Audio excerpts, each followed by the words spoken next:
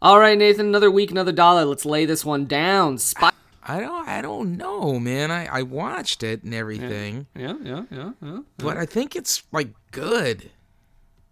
Wait, what? Yeah, like, I think it's actually good. I think it's smart. Spice World. Yeah. There's a lot of stuff going on in that on the surface looks stupid, but it might be secretly brilliant. The Spice Girls movie. Yeah.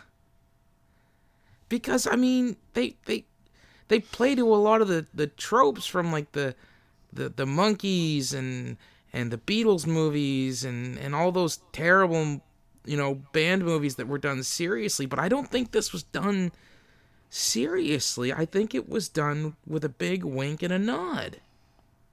All right. Well, I mean, let's get going, I guess. I can't. I gotta figure this out. I gotta get my head around this because I can't. We gotta do this at another time. I really can't do this today. But David, where are you going? I gotta go figure this out, Brendan. I'm sorry. I can't. Maybe we'll do it another time. God damn it. Well, who am I gonna get at the last minute to fill in now? Hello. When I pick a movie, that's when I'm under pressure now. The question always comes back to me, what were they thinking now? Whoa, what were they thinking?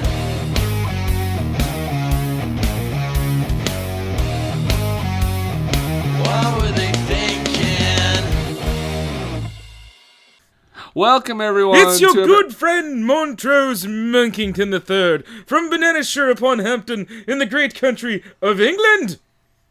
Yes, indeed. Mm-hmm. Thank you for Montrose for covering at the last minute for Nathan. It's your pleasure, I'm sure. The pleasure is all theirs. Of course, theirs as well. Yeah. Friends of Montrose. Yeah, Nathan was a little too perplexed, I think, by this whole thing. So I'm glad you were able to fill in and give us a different POV from the other side of the pond.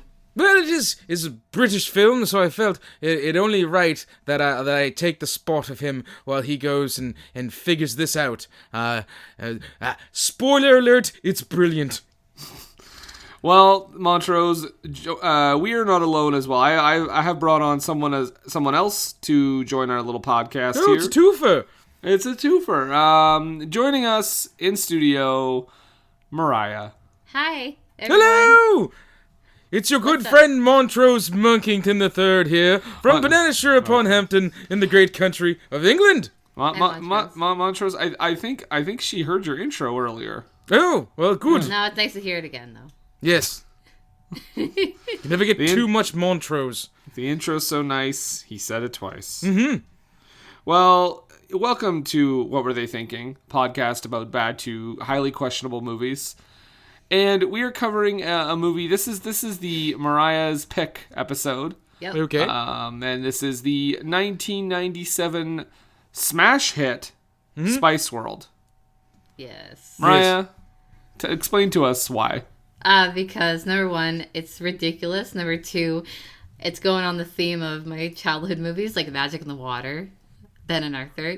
Ben and Arthur is one of your childhood movies. Centipede, no.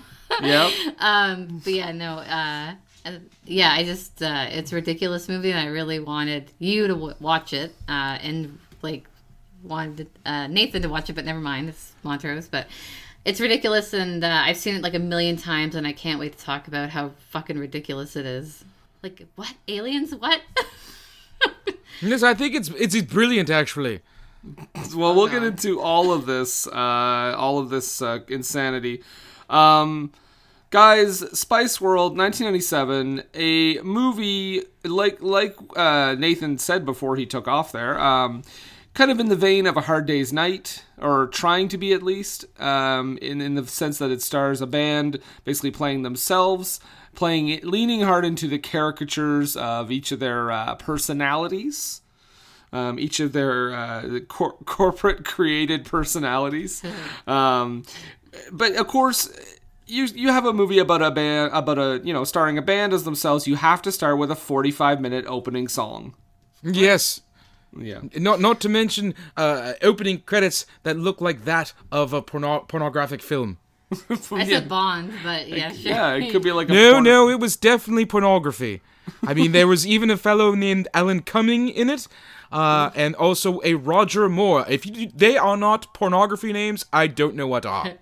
Montrose, I'm surprised you don't recognize the name Roger Moore. He is kind of a big deal over there. He is, yes, but I mean, taken out of context, both of those names, pornographic. Well, you get a good Rogering, I guess, yeah. Right? And do it more. Right? You do it more, you Roger Moore, and then Alan's coming. It's right. Oh, wordplay. Oh, we've already started off to a terribly tawdry start. I like the credit based on an idea. Like, not. There is obviously a written by Kim Fuller, who I believe was like their manager or something like that. Oh, I thought that was Malcolm McLaren. Okay, well, he's associated with the band in some way. But yeah, based on an idea by the Spice Girls and Kim Fuller. And Which means it's based on an idea by Kim Fuller. Yeah, based on an idea. Now, I'm just going to say this right off the top. We usually go through this plot as best as we can. There is not a whole lot of plot going on here. There's a lot going on, but not a lot of plot. No, they ride around in a bus and have silly skits, not unlike a Scooby-Doo or something like that. Would you argue an impossibly large bus? Yes, it is a TARDIS. Yeah, it is. It is a bus that looks like a normal bus on the outside, and inside it is a mansion. It's like a double-decker, but then it's like humongous on the inside. Yeah, so much so that the first time I watched that, I thought I looked away for something and totally missed a detail of where they actually were. I just thought they drove the bus to a mansion that they were living in together. Yeah, like when you're famous and you get one of those mansion hotels. Right, and you live with all 5 of the people in the group in the same place. Yeah, I mean, and there's like you get mansion hotels with 5 people all the time. You're on the road constantly. And a common room that looks like it was designed by Hanna-Barbera. Yeah, I was actually surprised that this didn't cross over with Kiss Meets the Phantom of the Park. Right? They should have fought the Phantom, Montrose. Ooh. That would have been interesting. Mm-hmm. And here's the thing. All the girls did their own voices, unlike Kiss. Yeah, that is makes this unique. Also, interesting tidbit. It's a tidbit that's interesting. Exactly. There wasn't a single stunt double who was of the wrong ethnicity. Whoa! So already heads and shoulders above Kiss Meets the Phantom of the Park. What a difference 19 years makes. That's what I told the officer, anyways. Oh my! Oh, Montrose, yes, you are on fire today. I do what I can to bring the thunder. Well, again, trying to dive into this plot a little bit here. We do have Alan Cumming, playing a character named Pierce, who is making a documentary about the Spice Girls throughout the movie. He's always in the wrong hallway that they're coming down, or he's not in frame, or he doesn't get they shoo him away. He's basically hapless, and his crew doesn't really like him, and his documentary is probably not going to be that great. Let's just face it. No, in fact, it looked grainy and almost like a full motion video game from the mid '90s, like a Wing Commander game. Yes, quite. We also meet Clifford, played by Richard E. Grant, is the band manager, I guess. And his greatest role since Hudson Hawk. Oh, wow. Yeah, and also like Oscar nominated a couple years ago, so that's cool. He's still doing stuff. But yeah, Richard E. Grant is their manager. We get lots of cameos right at the top. Yeah. Mariah's favorite cameo from Meatloaf. Yeah. The bus driver. Mr. Loaf, as he is formerly known. known. Danny. Danny the bus driver. He's that American. Yeah, he is American. I know, but he's an American in England driving a bus. Oh yeah. So there are expatriates over there as well, I was going to ask you how you felt about Americans impinging on British jobs like that. Well, considering I'm here in Canada, I really don't have much room to say anything now, do I? I suppose. That would be like the pot calling the kettle black. Correct. Elton John is also there to sell his soul for a little bit. Oh, and he's that ladies' man, quite the poon hound, that Elton John. Yeah. Oh, Montrose, I have to tell you something. Yes? You know what? I'll tell you off air. Okay. But, yeah, I do think it's funny that the one scene he got written into was one where the Spice Girls just are all fawning over He him goes, and like, kissing him. So manly. I mean, Yeah, and after he gets like a kiss, he's just like, virile. "Ooh." Right? Yeah, yes, virile, manly. He probably banged all of them. Oh, possibly. Yeah. I mean, I would not put it past him. He is rivaled only by that of Wilt Chamberlain. Yeah. I do want to say the whole like Baby Spice thing is kind of creepy in retrospect about how she's like pretty much acting like an actual baby at times. Okay. I think that whole thing where it's like the she's trying to make it like sexy, that creeps me out. Well, you know, 'twas the time, and by that I mean it's still exactly like that today. Yeah, it's weird. It kind of culminates for me when she goes up to one of the dancers and says, "Oh, I have a teddy bear, and I have a goat, and I have a this on my bed," and it's like, okay, no, this is weird. Yes, but then she says, "There's no room for you, mate."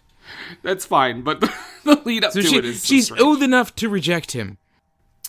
She does at one point say that she is 30 years old, Yes. which is wild. Which I don't believe that's I don't know. I recently saw her on a British talk show playing a send to all game, and I think she's actually only in her possibly late 40s at this point. There's a lot of like just really fast dialogue here. Mariah, you've seen this movie a million times. What are we doing here? Where are we? Just here in general as people and simians. Yeah. Yeah, what are we doing here? A podcast? Yeah, Why do go we on. do this live? Yeah, go on, Mariah, go on. So like, what scene are we talking about? Yeah, uh-huh. What? Yeah, keep All going. the scenes? Yeah, sure, yeah. I do know all the words to the movie, so No, I had to stop. All right, Mariah's just going to read the script and go. My mommy's my best friend. No, so they're preparing for a performance at Albert Hall, and they're hyping it up on TV with an interview.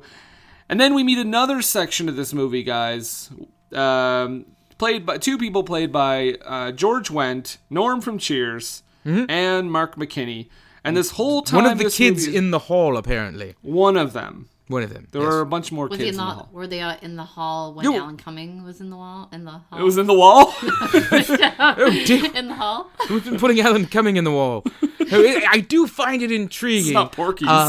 That this movie is based on five people who had a mildly success, not normally in film, starring these Spice Girls, but it also had a chap who had a less successful but far better film starring five folks who are not necessarily known for film. Come again? Well, the kids in the hall. Oh, yes, That yes. film the brain candy. It's very, very, very smart. Quite cerebral, if you'll pardon the pun. For a show that I like a lot, I've still never seen that. My goodness, you call yourself a Canadian. Do I? Yes, you do. I haven't seen it either. Oh my goodness. Well, Mariah, to her credit, she hasn't seen much Kids in the Hall, so... I know, I suck. I do. So anyway, so Norm from Cheers and Mark McKinney are, like I said, they're pitching a movie to Clifford, the band manager. The Big Red Dog? Yeah, the Big Red Dog, played by Richard E. Grant. He really is quite versatile. Yes. He's a great actor. No CGI, people. It was 1997. They did it practical. Right. But they're pitching a movie to about the Spice Girls, and at one point George Wendt says, "Hey, people loved Marilyn Monroe and she couldn't act," and I have to pitch in a little bit here because I don't believe that to be an accurate statement. No, all one needs to do is watch Some Like It Hot to prove that she's fact wrong. terrific, and like there's a few other movies that she's actually really good in. I mean, yes, she is obviously gorgeous, beautiful, but yeah, no, definitely a good actor.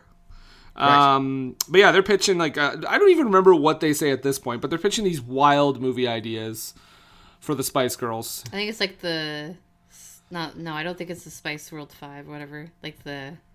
Well, no, I think they it is. pitched several of them, but before they pitch them, doesn't Clifford have a talk with the girls? I don't know, Lord and Master Roger Moore. Yes, who speaks entirely in riddles. And he has a bunch of animals in every scene. He says things like it's a speeding melon and Christmas for the crows. I don't know what that means. No, and something about the underwear of life.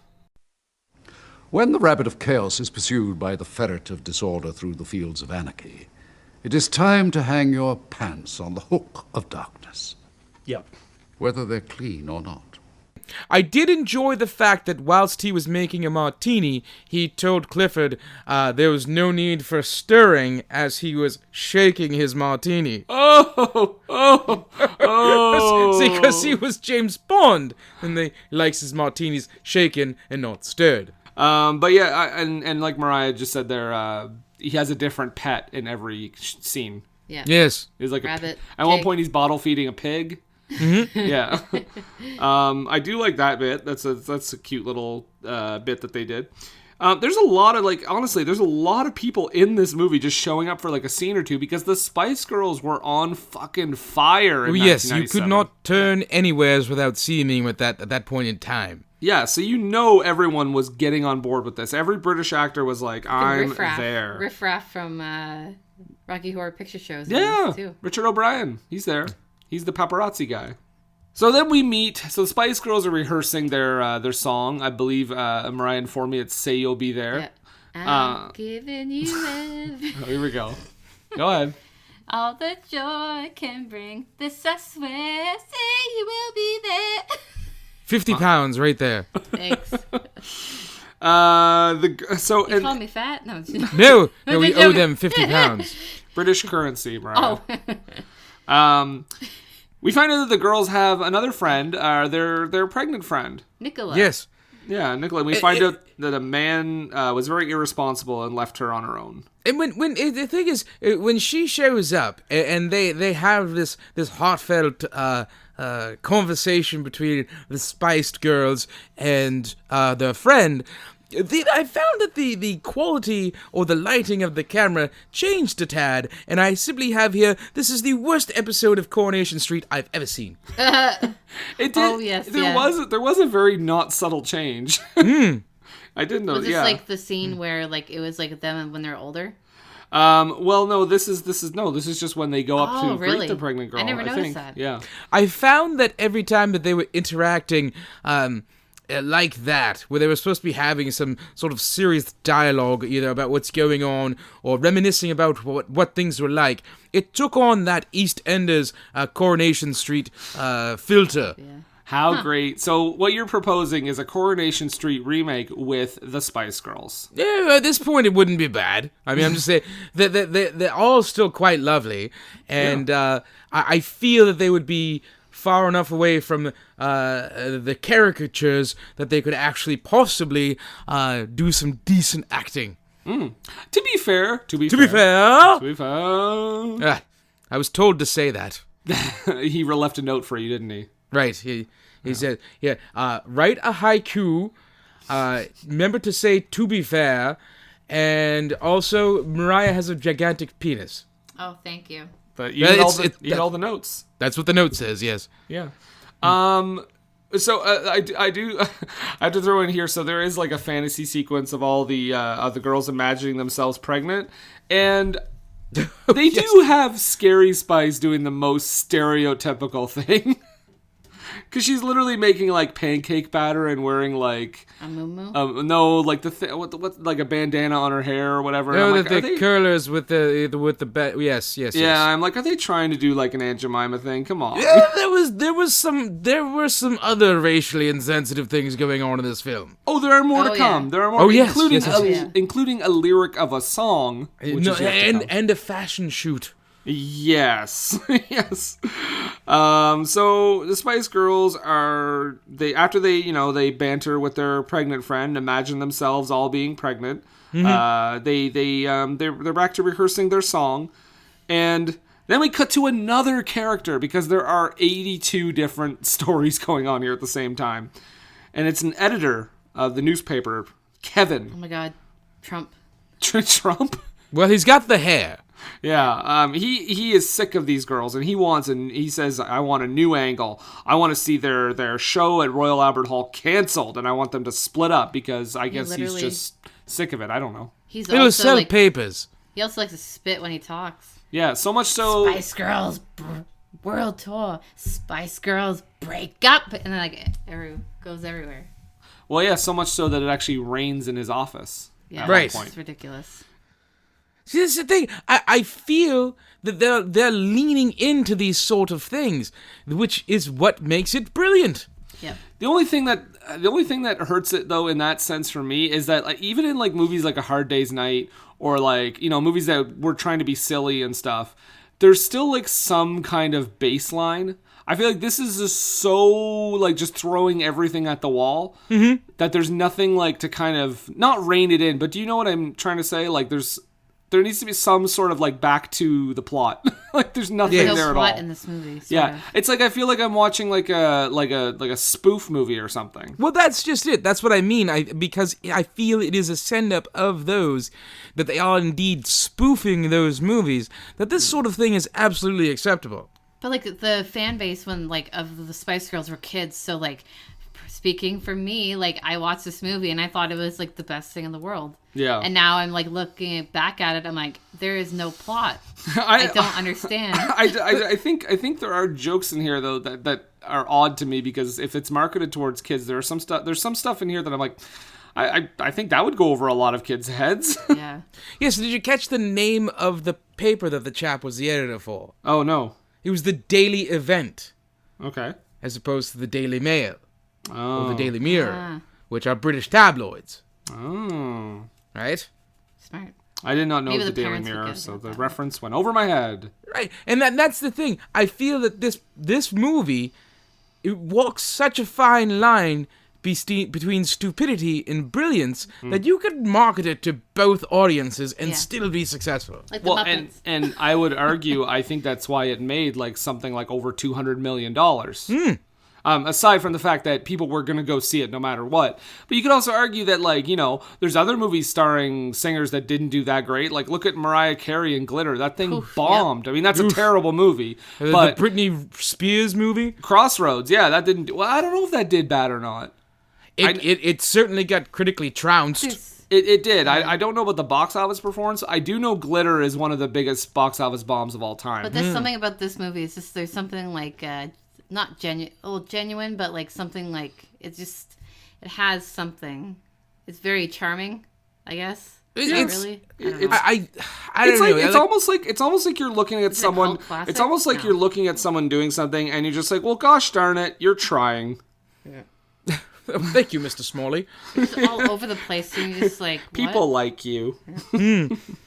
So back to another pitch. I think this is the one where McKinney and Norm from Cheers are pitching a Spice Girls movie where they're all sisters and they're trying to support an ailing grandmother. And they're like, Mel C is going to be a skiing champion, but the thing is, she has to learn how to ski. Yeah. And then the other one where they fight crocodiles. Yeah. And followed by yet another fantasy sequence where Baby Spice is told, she can basically get away with anything because she's so gosh darn cute.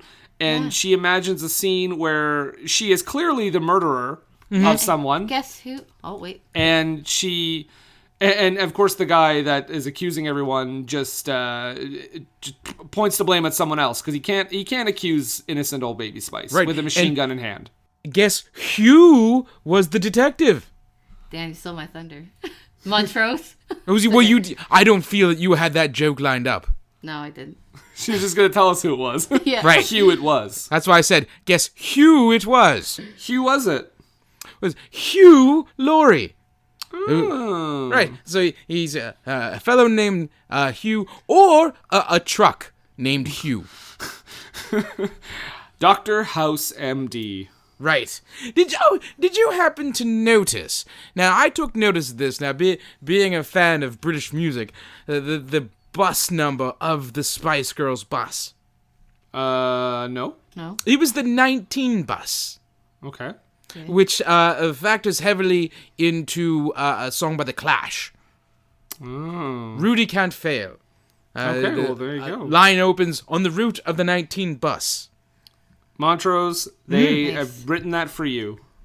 Although I thank them as well for that. Which, again, lets me think that this movie is indeed smart. Yeah, I'm really conflicted. I'm not sure. I'm much like Nathan. I'm just not sure. It's at this point we're about to get to this costume montage, which you noted. There's some stereotypical stuff coming up here. I have something here where I was noted that somebody was going to do heroin. Yes, because Baby Spice at one point says one of them should be called Train Spotting Spice. Yes. Right. And that's I said, it. Was that a joke about heroin? I feel it was just a joke about British cinema, but I don't think it was well thought out. No, I'm like this. Yeah, the kids love Train Spotting jokes. I did when I was younger. Yeah, oh, yeah, I'm sure you got it right away. Yeah, totally. I was like, train. Trains. I Chap like to look flushes at trains. himself down the toilet.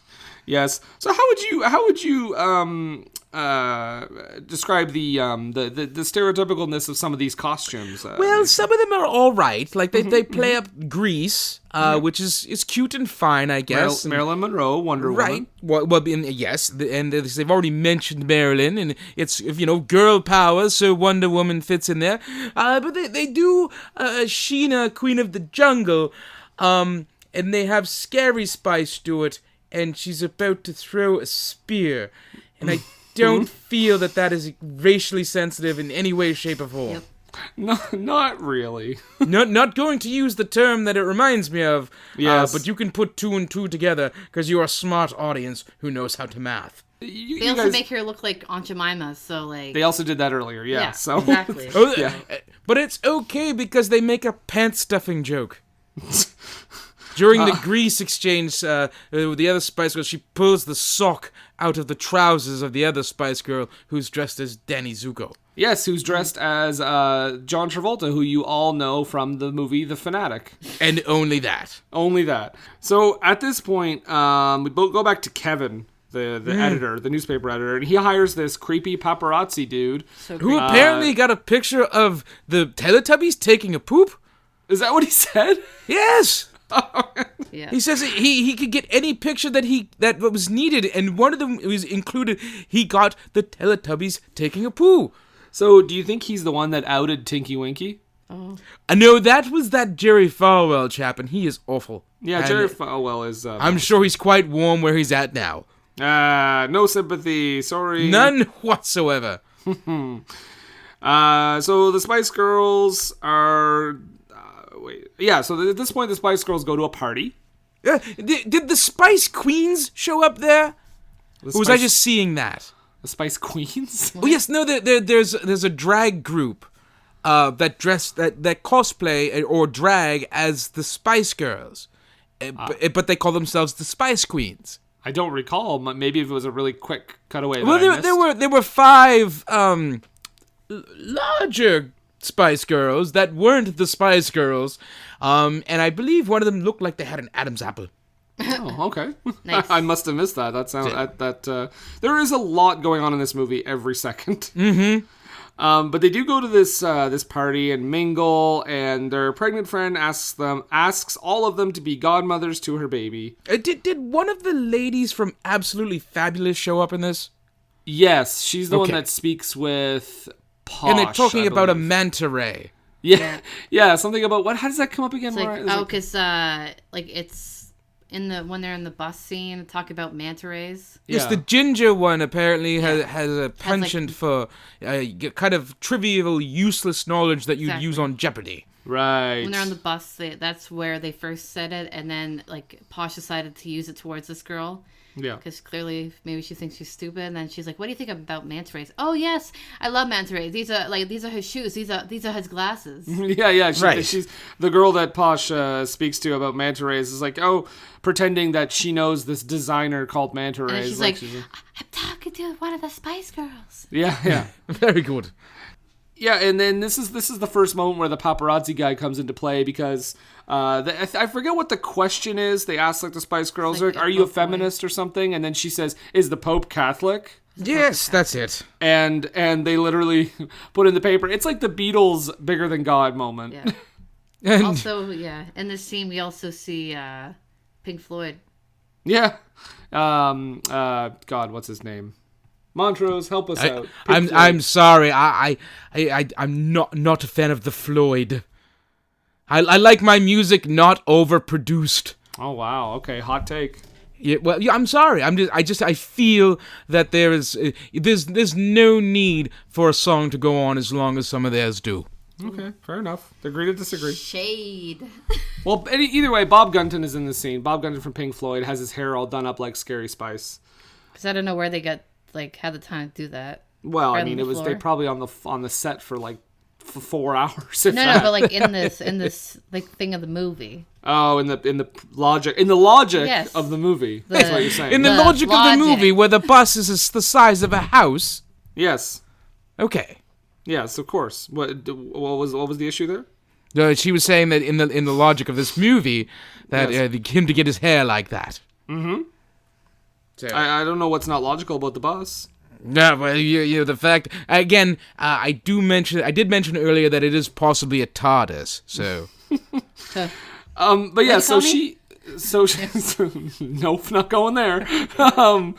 But she does say that is the Pope Catholic. It gets taken the wrong. The paparazzi guy twists her words and makes it sound like they don't know that the Pope is Catholic or Oh, they were questions questioning his faith. his religious conviction. Yeah. It was Pope John Paul II at the time. And then they Yeah. cut to like the news clip, and then there's a guy like from the Vatican. He's like, "Of course the Pope's a Catholic. If he wasn't a Catholic, he wouldn't be Pope."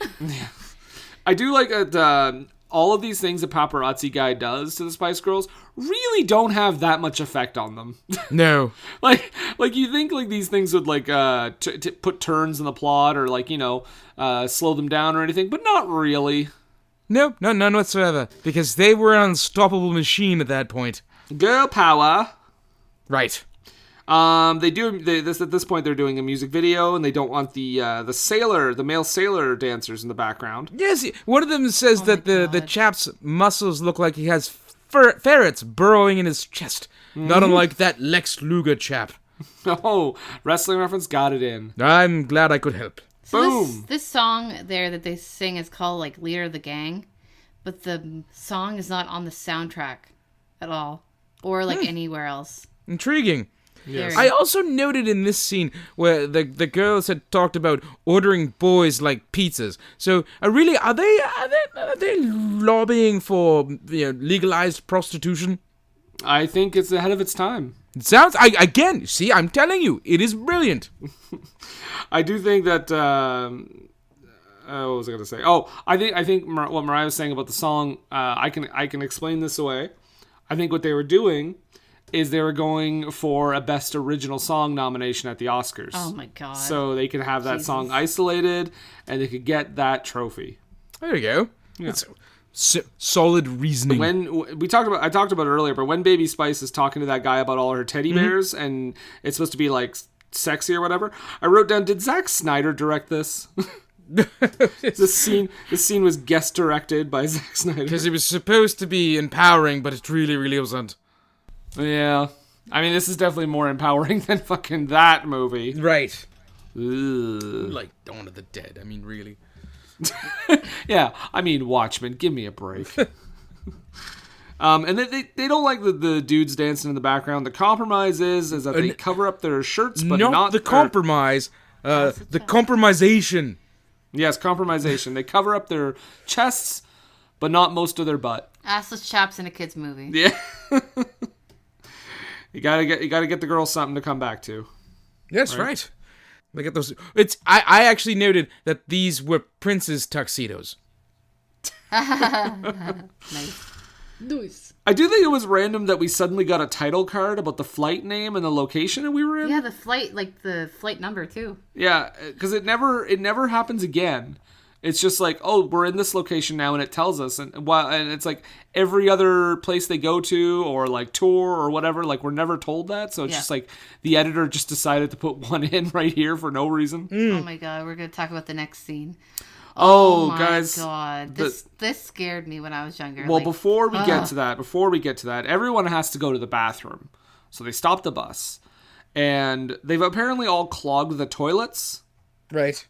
And Meatloaf, the bus driver, he says, they're trying to get him to clean the toilets or fix the toilets, and he says, listen, I'll do anything for these girls, but I won't do that. Oh my goodness, what was he talking about? He was talking about butt stuff. Listen, it's hard enough to get a plumber to come to your house, and that stays in one place. But you try calling one out to a bus that's moving around the countryside. It's impossible. Isn't there something that you can do about them?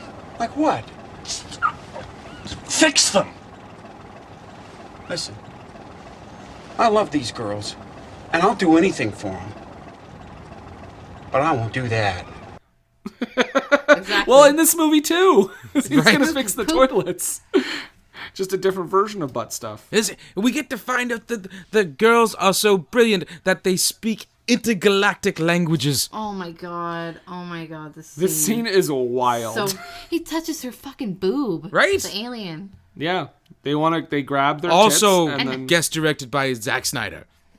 Yes, gets directed by Zack Snyder. It's empowering. These aliens are like terrifying. They're so scary. They have they're clearly fake, obviously. I think that's what makes them more terrifying. It's like, how do they talk to them? So yeah, and not to mention one of them kisses Ginger Spice. Yeah. And they pull up his shirt and they get them to sign his like weirdly human stomach. Yeah. Like flesh colored stomach. Oh my god, I hate this scene. And that's it. Like that. They never... really wanted to get tickets to the show, so they must have been like tracking them or something. Maybe with that flight scene. Yes, but they understood. They're like, oh, but it's all sold out. Like the girls speak this alien language, or at least understand it. They don't speak it back. It's like in a movie where you have someone speaking in like Japanese with subtitles, and the other person responds in English, and they just understand each other. Right. Yeah. It's like, didn't they do that in like, I mean, you weren't here obviously when we talked about it in Montrose, but I believe they did that in the Turtles remake, the Michael Bay one. There's a possibility. I mean, Michael Bay is lazy unless it comes to explosions and CGI. Yes. Well, I guess with he does also cut in shots from some of his past movies. Okay. Yeah. Why do these aliens have flesh cover like colored stomachs? Mariah's really hung up about these aliens. You're quite upset about that, aren't you? Yes. It ruined the movie. Let's move past it then. We'll get to the dance instructor who has a million chevrons on his sleeve. Which I wrote down, is he a Nazi? No, I do believe he's supposed to be, a British captain or something, but normally the chevrons on the sleeve indicate a rank. He's just got chevron upon chevron going up his sleeve. Oh, shit. So that is an inaccurate... Oh, highly. uniform. But I mean, I felt it was odd. I mean, I could see if they had...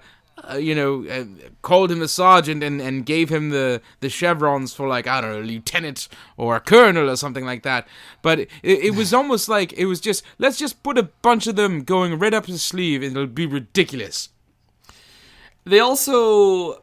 So there's like, this is like he's like the dance teacher, but also putting them through like an obstacle course. Yes, and I noticed when they were marching that all the girls were marching in sync with the exception of one Victoria Beckham.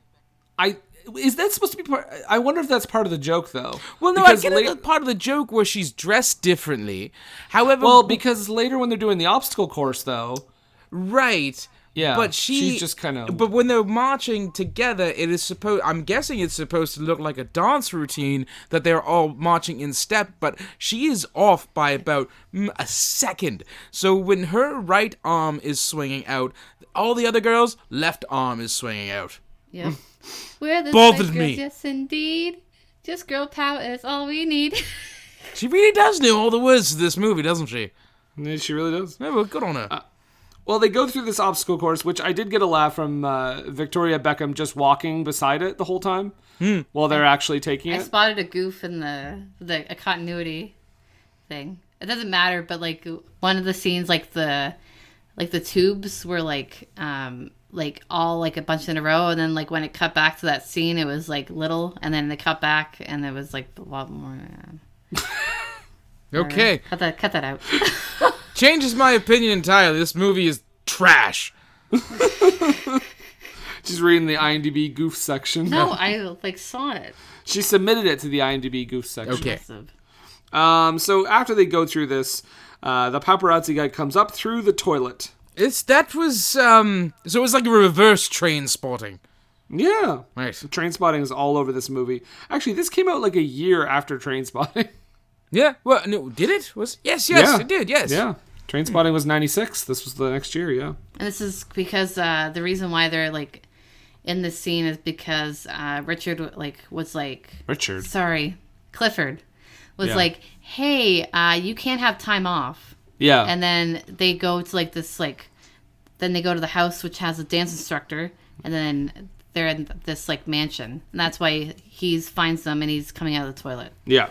And they're talking about their scary dream, and like they all say like, oh, they're all nervous about the concert. So the paparazzi guy records them, and of course in the paper it says the Spice Girls are terrified about the concert. And the dream was like their heads were off, like their Yeah, I don't even It's remember. weird. That was weird, yeah.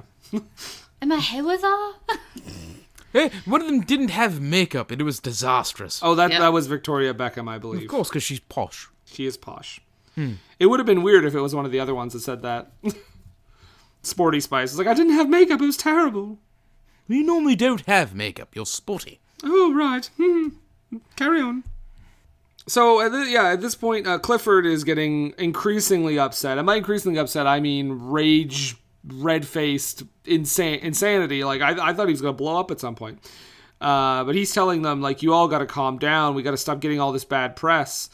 And the girls are like, you know what Clifford needs? A woman.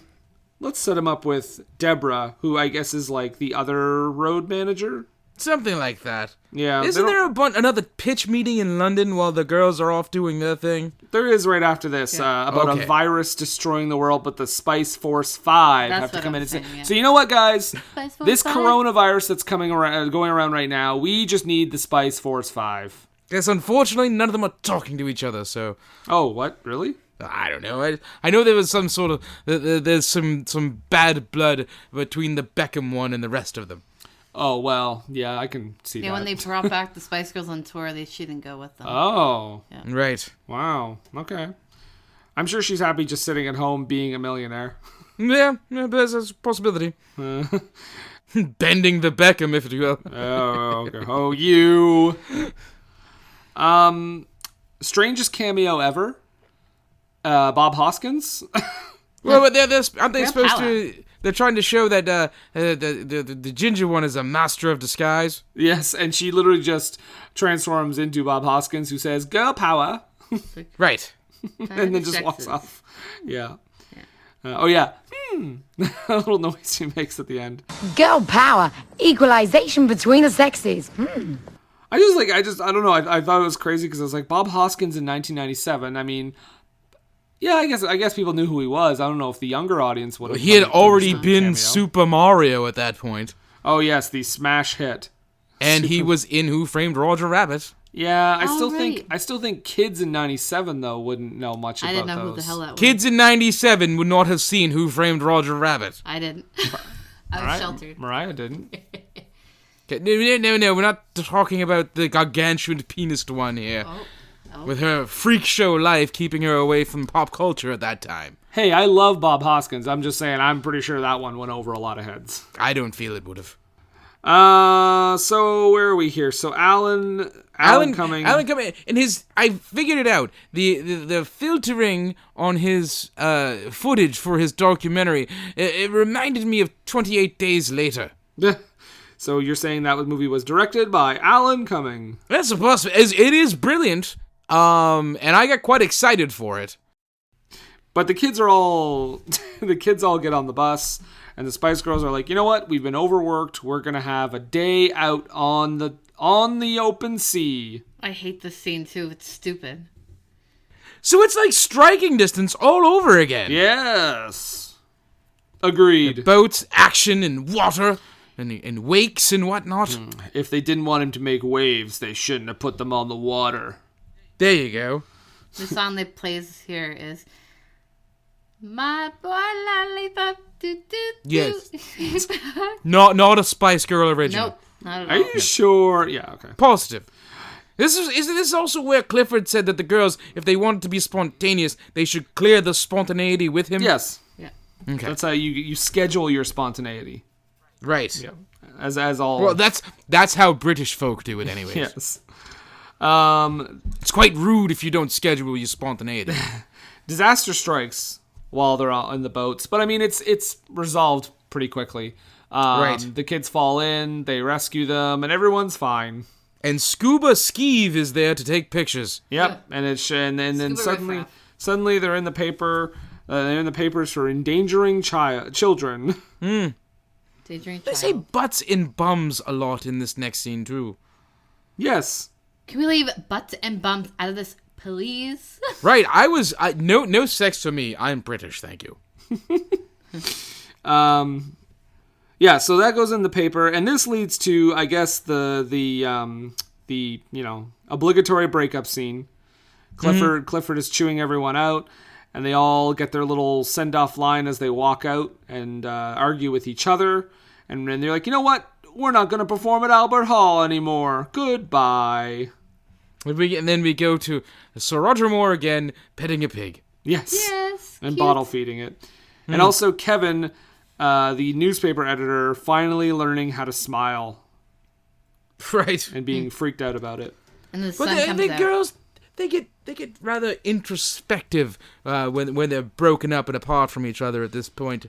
So much so that they're just like, they start thinking about their younger days before they were a tour de force to be reckoned with. Talking about how they would spend the time having coffee at their old hangout or their old haunt. Also, for some reason, it seemed I know that they were flashing back to them, showing them thinking about this time, but it reminded me of a Dido video. Oh, The tea's gone cold, I wonder why. yes. I don't think those are the words. My window. I can see you. All right, writing out the check again. 50 pounds right there. Dido. Is it Dido? What's her last name? Jones?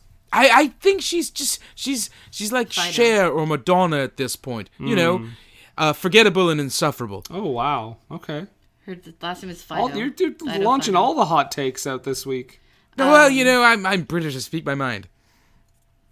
What were you saying, Mariah? I was gonna say this is this a scene where we see like Jerry watching like this old movie and her bookcase is full of fake books? Yeah, just like a painted bookcase. It's fucking You're right, stupid. and then Oh my it's Lord. weird because they're doing that and they're supposed to be sad because apparently they're all having a collective recollection of the time when they debuted their song "Wannabe" to the chap who ran the local coffee shop. Right, and they're like, okay, it's a flashback to the Spice Girls performing that song in a coffee shop. And by the way, when we say performing, we're not saying like they have like a band, like music in the background. They have a boombox that's playing the music that they've already recorded, I guess. It's a very produced number for ladies that don't have any kind of big contract yet. Well, they can't even afford a coffee. Yeah. Yeah, it's true. But this is it's wonderfully edited and they're performing it live. And that goes all you modern musicians out there today. That's how you perform live, damn it. And that song that came out in like 1995 or 96. Yeah, It was like the big hit, wasn't it? yeah. Like If You Want to Be My Lover, that one? Right. Yes. That's the one I associate with them, yeah. Right, and that's the song that they do here. Mm-hmm. Well, this movie is set in 1997, About 3 years later, they're huge stars now. They get back together, and they go to the old haunt, and it's closed down. Did he die? Well, I was half expecting them to go and he just was running a different business. But yeah, that he would have had to, because that shut down, like you said, very quickly. Because either he died and it shut down, or they forgot every place they ever came from and did not help him save his business at all. Maybe they were his only customers. I still feel that they should be helping him unless he has shuffled off this mortal coil. And it's one of those things where, like, oh, remember when you're famous? And they Right. didn't remember him. And they died. did not, despite the fact that he apparently Fucking bitches. gave them help with the coffee bill. Yeah. And they're like, we'll pay you back when, like, you know, we're rich and famous. That one coffee probably would have, like, made him go bankrupt, okay? Right, he would have been able to pay the rent that month and he wouldn't have lost the place. Exactly. Now, if we have a sequel, we need to focus on that character. Mad right. if they make a damn sequel. No, just with him. Oh, okay. Just- Okay. Spice World Cafe, and it's just He about could him. be the villain. There you go. Well, he can have a bunch of animals. Angry because they never paid that coffee bill. I don't like that, Mariah. Why are we turning him into Baby Spice? No, like he No, could he be had a like bunch a of- Bond villain. Right, you have a bunch Roger of different Moore. animals like Roger Moore does in this film. I thought you Yes. meant just talk about all his teddies that he had. No. What the fuck? Those are stuffed animals. She's talking about real animals. Okay. Yeah. Well, we do get another fantasy sequence with Stephen Fry making a cameo, sentencing them to have a poorly performing record. Yes, and then up next on the docket, Houghty and the Blowfish. Yes, yes. I do also like this little cameo because we go back to Albert Hall because Clifford is having a drink at the bar and he's very depressed because he's quite sure the Spice Girls are not going to make it on time to the performance. And the bartender is Elvis Costello. Yes. And I like how it's almost going to be a moment where Deborah comes up and is going to like say, "Hey, aren't you Elvis Costello?" Because she goes, "Wait a second, make that a double." There's like a fake out where she's gonna say like, "You look familiar" or something like that. But he gets credited as himself in the closing credits. Oh wow. Yeah, it is weird, but I do think they did set it up like there was gonna be a recognizing joke. Is this a situation where it's possibly like that episode of The Simpsons where the bartender looked like John Travolta and he was like, "Yeah, looks like." Yes. Yeah, looks like. That's the one. Love that one. That's a good one. Did that take place after he filmed The Fanatic? Oh, no, it was long before that. Oh, I figured it was. He has had some career valleys as well as peaks. Yeah. Lately, mostly valleys. Mostly valley. Yes. But yeah. So anyway, they're freaking out about it. And the Spice Girls, their pregnant friend goes into labor. Mm-hmm. So they all pile into the bus and it happens while they are partying, and those Yeah. girls know how to party. They took them to a club where they sang their own songs. Like it was just like the Spice Girls were playing. They're like, "Let's go dance and leave our pregnant friend upstairs, who's drinking a Diet Pepsi." that was the line, yeah. They all pile into the bus, and at one point they're like, "We're gonna deliver it if we have to," and I'm like, no, get her to a fucking hospital. They're Yes. wearing like freaking like cleaning gloves. And they're yelling at her vagina. Yes, stay in there, don't come out yet. And I'm like, oh dear, this woman is going to die. It's like rule number 1: close your legs. Well, she could have told her that 9 months ago. Yeah. That's one of the actual lines. All right. So they finally get her to the hospital. There's a moment too, like there's so much in this movie, but there's a moment too where there's like a dying boy in the hospital. Oh yeah. And he hears that he might get to see Ginger Spice's boobs and like suddenly opens his eyes. Yes. And the dad As gets all like, anybody would have. yeah, and the dad is all like pervy about it too. Like, He's like, Perfect. She's well over. She's old enough. I'm not saying he's a pedophile, I'm just saying he's pervy. And there's nothing pervy about that, I don't find. His wife is right beside him. yes. Maybe they do that sort of thing. Maybe they're swingers. Yeah, be. based on her reaction in that scene, I don't believe that was the case. Yeah, she's just keeping up appearances. Okay. You see what I did there? Hey. Get out. It's a British television show. No. Yep. Keeping up appearances. Red Dwarf. Yes, that is also a show. Meanwhile, Alan Cumming is filming all this tension. All this tension of will the Spice Girls make it? Will they not make it? What's going to happen? And at the same time, this kind of leads into the climax with Mark McKinney and Norm from Cheers pitching their movie that then somehow becomes the movie that we're watching. Right. And does he at one point say there's not a dry seat in the house? Yes, he did. Yes, he did. Okay, I just thought so. There's And not a I dry don't... seat in the house. The perviness of the husband from before aside, I feel this is a way worse line, especially considering it's a movie about women. And supposedly for women. Aimed, and it has like some decent feminist messages in it. But yeah, the seat's wet thing, I was like, oh, that's weird. Maybe they messed up. They just left it in. Zack Snyder. Okay. It's empowering. It's empowering women. Zack Snyder and Daniel Farran's teamed up together, empowering women and the victims. There we go. So yeah, there's some... She has a baby, and it's a girl. What? And looks like the father. Yes. You catch what I'm saying? It did not look like the person that gave birth to her. That's right. And girl. looks a lot older than a newborn baby. No, babies can come out with lots of hair. I did. I'm not saying that. She just does not look like a newborn baby. They can't take it. Be right back. We're gonna go steal a baby from a hospital to be in this movie. I'm just saying it didn't look like the right age. Oh, okay. But the rest of it is just pure unfiltered insanity. They're on their bus trying to make it on time.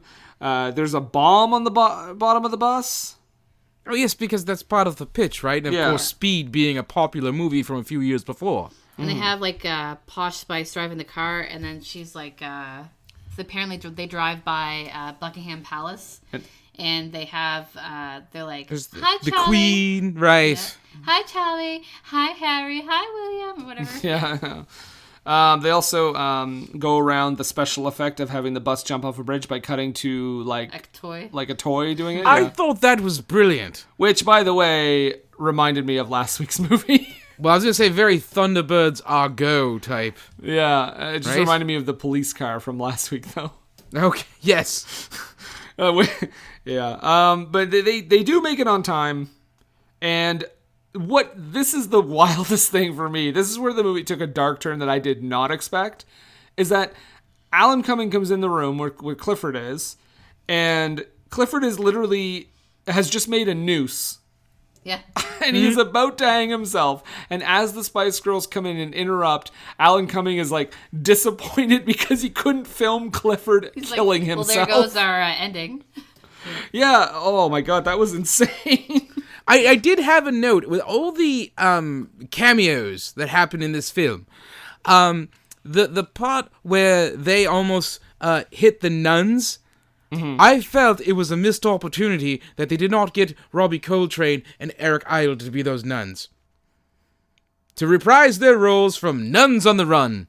Oh, okay. I was going to say it would have been... I am actually a little bit surprised that no Monty Python people show up. But this is one last little icky moment here where they're singing that song, Spice Up Your Life. What's the lyric, Mariah? Yellow man in Timbuktu, color for both me and you, kung fu fighting, dancing queen. Well, I meant just the Timbuktu line, but... Kung fu fighting. It's whatever. Anyways. That's fine. Are they referencing other pop hits? I don't think with the Yellow Man Timbuktu thing. In fact, Mariah was saying to me earlier that when they re-performed that song lately, they took that line completely out. Yep. Oh, okay. So yeah, they make it there. They perform, Spice Up Your Life. Aliens are there. Everyone's there having a time. I think is interesting too is that Clifford never actually hooks up with Deborah. No. They're just kind of cool with each other. And They do make a possibility that they are going to shag at one point. yeah, and I also do like how the Spice Girls never have to have like a romantic interest either. Like I honestly think that's like a refreshing change of pace for that. Mm-hmm. So I will give credit for that. And then of course, as the movie is ending, there is some like fake behind the scenes footage. Oh yeah. On the set. Yeah. Yeah, well, Mark McKinney's still playing his character because he's like the writer, but everyone else is like just themselves, I think. Yes. Yeah, and then of course the Spice Girls look deep into our souls and address us as we were watching the movie. Slagging on the audience the entire time. Like you over there, no over there. Yeah, I like your dress. You snogging in the back. I do like too that I do like how that would have been obviously strictly for theaters, but then afterwards they say, oh, they could be watching it on video too, and I'm like, uh-oh. And they're like, was nothing better on the telly? Yeah. I just noted I had to watch this for a podcast. Thank you very much. I was like, I was assigned this project. And then, of course, the bomb on the bus that we totally forgot about blows up. And Nice. assuming Kills everybody. it kills everyone. Fade to black. Fade to black, everyone has Sopranos. been brutally murdered. Sopranos? Yeah. It just cuts out, right? Yeah, and then it was the weirdest season finale ever. Series finale. Series finale, yeah. Serious. A serious series finale. Guys, that was Spice World, Yep. 1997. Mm-hmm. Directed by Bob Spears. Mariah, as our guest, Spice World, would you recommend people watch it? Absolutely. 100%. Okay. I asked Brendan one year, I was like, can we watch? He was like, we could do whatever you want. I was like, let's watch Spice World. And he was like, oh God. So we watched it, oh God, I think it was like 2017 or 2016 we watched it. The first time? Like together. Oh, I don't know. Yeah, Yeah. maybe. When did you see it? Like when did you first see it? I watched it, I don't know, like a couple years ago, maybe? Did you, like, was that the first time you ever saw it? Yeah. Oh my God. Seen it. I've seen it.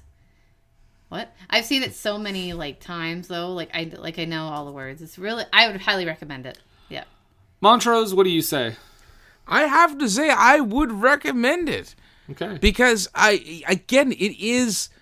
feel that this film is actually more of a biting satire towards those old rock and roll band movies than a lot of people like to let on. I found that there were some very smart, funny things going on in this film, and I was delightfully surprised with how much I enjoyed it. Well, there you have it. What do you, would you recommend it?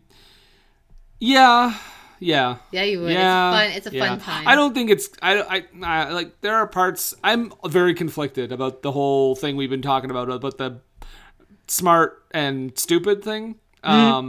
It walks a fine line. It walks very a fine. very fine line, and sometimes it crosses it into really dumb, and I don't think it's being clever at all. And then sometimes it does the opposite. So yeah, I mean, sure. Maybe they were like, we're gonna make this movie, and people are gonna want it because it's a Spice World. So it's Spice World. Like, sorry, it's the Spice Girls. So like, let's just like put all our money into it and like just make it ridiculous. It didn't even. The budget wasn't even that high.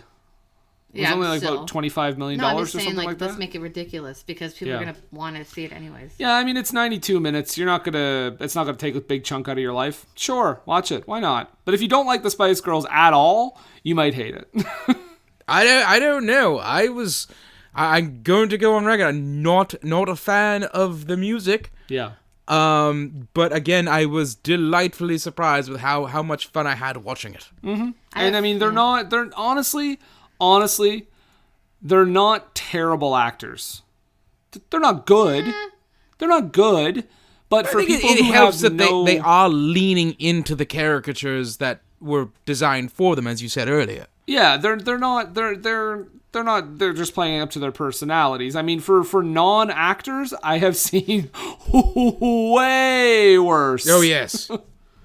Yeah. And for actors, I have seen way worse. So, there you have it. All right, it was nothing of like a Needlebrinian proportions. The greatest thespian of all time. Yes. Quite.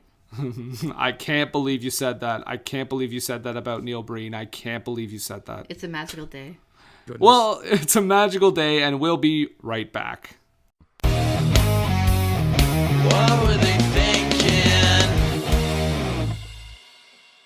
What Were They Thinking is brought to you by HostGator. HostGator is a leading provider of shared, reseller, VPS, and dedicated hosting solutions. Award-winning support is available 24/7, 365 days a year via phone, email, and live chat. Discover why over 9 million websites trust HostGator. Use the coupon code SCHLOCK for 25% off your first purchase. That's SCHLOCK, SCHLOCK, for 25% off your first purchase. What Were They Thinking is brought to you today by GameItAll.com. Whether it's video game news, the latest in music, or movie reviews, GameItAll.com is your one-stop shop for all nerdy talk. What were they thinking? And we're back! Yes, we are back. Montrose, Yes, you have to bring it down now. I'm doing my BBC voice. Yeah. That's the British equivalent to NPR, correct? Yes, but it's the energy is a little high still. All right, I will do my best to bring it down here. Okay, it's time for the low haiku. Montrose, this is very exciting to have you on for this portion of the show. Mm-hmm. The low haiku is, of course, 17 syllables used to describe the film experience we just experienced. Very, very good use of the language. Yes. The Queen will be proud of you. That was my Austin Powers moment. As a tribute to you, Montrose. I thank you, I guess. The British actor Mike Myers. He's Canadian. Well, tomato, tomato. No, not quite. Mariah, would you like to read your low haiku? Sure. Aliens. What the? Yellow man in Timbuktu. Bomb on the bus.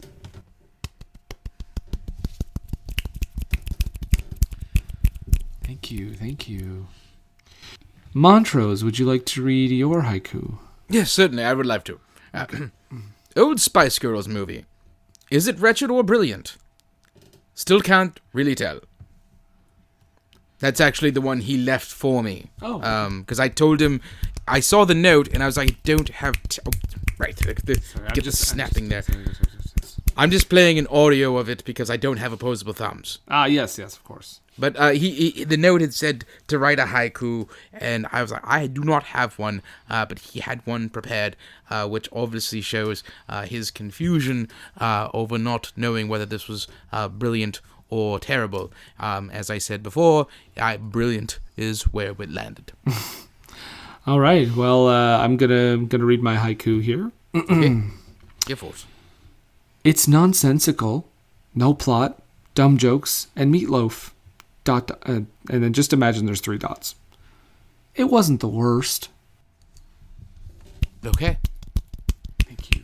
I think the word you were looking for was ellipsis. Thank you. I didn't want to include it as my syllables though. So I said imagine there's an ellipsis. But That's a lot of syllables. we're gonna we're out. Yes. Yes. Are you proud? What? Montrose, do you know what we always say on this podcast? I do not know what you always say on this podcast, because I've only been on here once, and it was a mini episode. Well, Mariah, do you know what we say on this podcast? Yeah, it's... Don't take a word for it.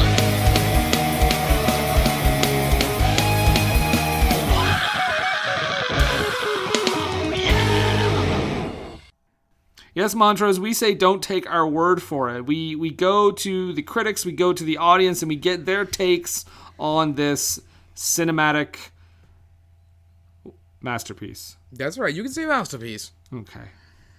I didn't know what else to say other than I can't think of another word. But yeah, we're going to go over to Rotten Tomatoes, folks, and let's see here. Critics, 35%, which is actually a little bit higher than I expected. Mm-hmm. And the audience is just under half at 45%, which is a lot lower than I expected, to be honest. What's the percentage on, like, I mean, how many reviews have been submitted by the audience? Oh, I don't know. Oh. Well. Probably a ton. Probably a lot more than the critics one, but I think there are quite a few 169,227. Yeah. Wow. So 45% of them thought it was enough to be good. Mm-hmm. Well, Paul Tatara of CNN.com says, "What's the plot, you may be asking? Well, so am I." I feel he was paying attention then. I mean, there's not really a plot, much of a plot, but yeah. Well, no, this is true, but I mean, it's again, it's fluff, right? But I feel it's bright fluff. Let's see. Well, we have a Sean Piccoli, not Spicoli. However, if it was just his first initial, there we go. We got a Fast Times at Ridgemont High reference there. From the South Florida Sun Sentinel. That's a fun one to say. Spears makes what was conceived by the Fullers as an album play as an actual movie. Although it will doubtless pain many a critic to say so, Spice World is a kick. There you go. Those are words, I'm not sure how many of them made sense. It's a kick. This one's from Jamie Bernard from the New York Daily News. It says, Spice World is a smart vehicle for the girls. A cheerful and occasionally witty self-parody that does for the Spices would help in a hard day's night did for the Beatles. Montrose, you got another one there? Yes, Gene Siskel from the Chicago Tribune. He did not look upon this favorably. The result is tiresome and a blown opportunity to launch the group to an entirely new audience. And I suspect those who already are fans will learn nothing new about their girl power heroes. There you go. Siskel and Ebert, not fans. I believe Ebert probably thought similarly. Or if Siskel didn't like it, maybe Ebert loved it. Who knows? Lisa Allspector of the Chicago Reader says, a promotional tool that establishes its superfluousness simply by existing, this clumsy, smirking movie has a bitter soul. This one's from David Kroenke. Sure. From the LA Times. A movie about 4 months too late to endure in the pop culture annals. About 4 stars too short to be a 4-star movie. Boom! Oh my. Thanks. David Kroenke. David Cranky, more like it, yes. Oh, Montrose. We are 2 peas in a pod. Yes. Oh my god, get us out of this pod!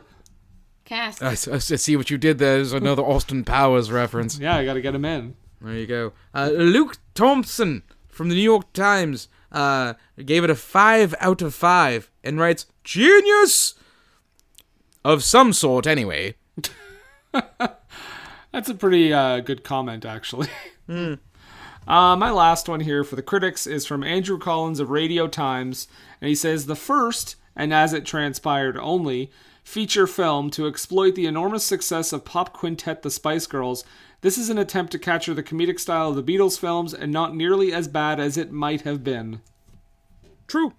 Yeah. But that's all I got. Shall we go into the annals of the audience? Oh, must we? Yeah. All right. Why you do this to us? Candace A gives this 4 stars and says, I couldn't get to the movies fast enough when this came out. I still have the tape to this movie. Love it! Okay, well, all right, that's fine. Jamie C., who is a super reviewer, apparently, he gave it a 0.5 star. I don't get that. And he writes, stupid film, pointless, boring. None of them can act. It's made for one thing only, to make the rich richer. Oh, you know what? Go pound sand at your G5 protest. I also have to say it does feel very like a think tank made the movie, but also I'm pretty sure now. Tell me if I'm being controversial here. I'm pretty sure almost every movie is made with the intention to make the rich richer. Yes. Okay, I'm just throwing that out there. Unless you're Kevin Smith making your first film. I'm pretty sure you're already... That's to make the poor richer. Yeah. Well, there you go. Mariah, what do you got there? This is from Dan F. He gives it 2 stars. He says, I can't believe Norm from Cheers was in this movie. What else was he doing? Broadway? I don't know. Yes, George Wendt, so known for his Broadway productions. Okay, this is a 5-star review, Montrose. Oh, okay. From Charmaine S.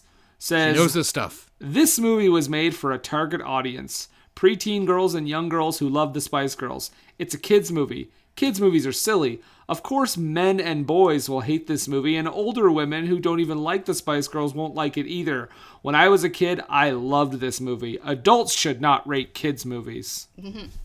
I don't agree with the adults should not. Now? I don't agree with probably. I don't agree with the adults should not rate kids movies. Because I mean, I like a lot of kids movies. So. But that's what she's doing. She's rating. She's an adult and she's rating this movie. Yeah, that too. Right. What do you got, Montrose? Well, I have Stephen C. Not a gal, but just Stephen C. You give it 1 star. I don't know where these people are coming from. But here's a bit of a diatribe here. Obviously, Spice World is a deplorable film. But as a time capsule we can use to return to a time when they thought it was okay to make a feature film starring a popular all-girl pop band, it works wonders. The film is just so flat-out strange that you simply marvel at the sheer ineptitude on the screen. Everything from an apartment-like tour bus to an alien encounters to sexual innuendos galore. Spice World is just so trashy and odd, but one curious aspect is how meta the film is. Like, do kids even understand this? This is a backhanded 5-star review that he only put down 1. Wait, he rated it 5-star. Oh, he rated it 1. But it sounds to me like it's a 5-star review. He gets what's going on. Well, Mariah, what does Jackson S say? He gave it a 0.5 star and he said, "Who are these people?" The Spice Girls, you dote. My last one is a fairly straightforward review here. It's from Ashley H. She gives it 3.5 stars. Mm-hmm. And she says, I liked this motion picture because of the humor. I do have one here from Eric T. He writes, not a Dune remake then. But still gave it 3 stars. Oh, okay. Well, maybe he was happy that it wasn't a Dune remake. He's more excited for the Denis Villeneuve one that's coming out this year, later on, I think. I don't know. Oh, it's going to be fantastic. I can't wait. Okay. Okay, well, there we go. There you have it. There's our Rotten Tomatoes reviews. It's all wrapped up. So, Montrose. Yes. Would you like to tell people? What happens here? I guess. Do you want to come in and plug? No, I've got somebody to do that for me, because normally I come in at the end and just call it a day. But this has been exhausting. So we just get this chap in here and he'll do the pitching for me. Okay. I still think it was good, but I think it's bad. Check out Montrose Monkington TV on YouTube. He's got a Facebook page too, Montrose Monkington III Esquire and Friends. I think that's it. Hype the Twitter, you dolt! Sorry. You can also follow him on Twitter, at Montrose III. That's the number 3 RD. Thank you, more later. Well, see you later, Nathan. No, I'm sticking around. I gotta give the hint. Oh, okay. Well, with that being said, next month, the first 2 weeks of the month, because WrestleMania is in April and this isn't the beginning of March, because that's how we roll, guys, just deal with it. It's wrestling themed. It's the road to WrestleMania. The road to WrestleMania. And first is going to be a movie, which is, we'll say that, which is your pick. Mm-hmm. And so give us a little hint-ski of what's coming up. These glasses give me a headache. Boom. Superman. Yeah. Okay, knew it. Starring wrestler... Lex Luthor. There you go. Starring wrestler Lex Luthor. Mariah, thank you for joining us. No problem. Thank you, Mariah, for picking the movie. And it was picking a great movie. Spice World. Is it good? Is it bad? Nathan, I'm still not sure. Brilliant? I don't know. I'm still not sure. I don't know what's going on anymore. I don't know up from down, left from right. I can't say I hated it, but I mean, I can't say that it was... I don't know. Well, what we can say is that you can find us on Facebook. You can search for What Were They Thinking. You can find us on Twitter and Instagram at WWTT Podcast. You can find us on all the podcatchers, Podbean, Apple Podcasts, Spotify, Stitcher, all that good stuff. Mariah, where can they find you? Facebook, Instagram, Twitter, whatever. It's in the show notes. It's in the show notes, as she says. Lazy. Read the show notes. I'm on TikTok, too. There you go. What's your TikTok handle? I think it's like Mariah XXX. I don't know. I post cat videos. Oh, my. Yeah. I've had some conversations with her about this TikTok thing. And this Sure it's TikTok and not RedTube? Uh-oh. Secret's out. No. Everybody can see it now. Yeah, okay. Blocks out the sun. Well, with all that being said, check out next week. We're going to start wrestling theme. Thanks again to Mariah. Nathan, since Manta Rays, I guess, has just unceremoniously taken off. Yeah, he got out of here. He said he was tired, so. Do you have any questions? Yeah, I mean, I did watch the movie. I guess, I mean, in a movie where it's starring, a prefab girl band where no one plays an instrument, and in a movie where all of the principal characters are non-actors, and with a movie that was obviously just mostly designed as a marketing ploy, other than the question, how did it actually end up being brilliant? I have to...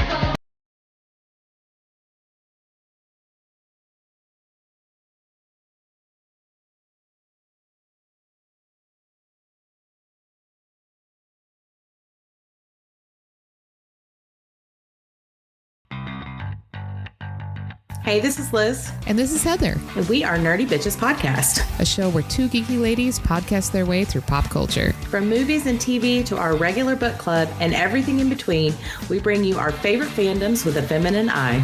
We're talking Star Wars, Star Trek, Harry Potter, DC, Marvel, comic books, and anime. And don't forget sci-fi, fantasy, action movies, video games, D&D, board games, and so much more. Be sure to check us out on Apple Podcasts, Google Play, Stitcher, Podbean, or wherever you find awesome podcasts. You can also find us hanging out on Twitter, Facebook, Instagram, Pinterest, and at nerdybitches.com. Talk to you soon. It's time, let's check our cue, baby. Pair it with a couple brews, baby. We love good movies. We love the bad ones too. So we watch them all and pass their lessons on to you. Oh yeah.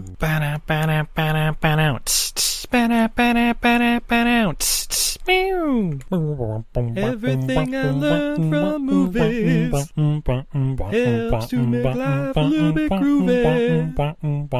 With a one-liner plot holes and gratuitous movies.